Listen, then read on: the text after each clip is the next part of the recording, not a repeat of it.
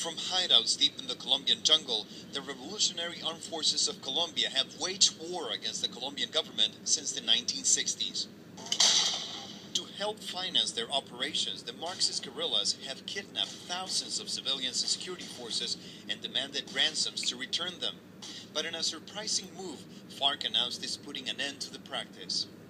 In a statement released Sunday, the guerrillas said they will release 10 police officers and soldiers, some of whom have been held hostage for as long as 14 years. The group did not address the fate of the hundreds of civilian captives still being held, nor did it renounce kidnapping to achieve political purposes.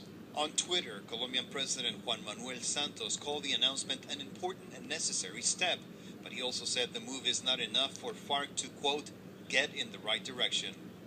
The militant rebels, who admit they also raise funds through cocaine trafficking, have been severely weakened in recent years.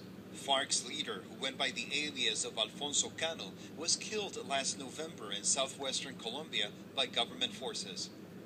A year earlier, the group's second-in-command, a leader known as Mono Jojoy, was killed in an aerial attack by the Colombian army. After Cano's death, Colombian President Juan Manuel Santos sent a stern warning to FARC members.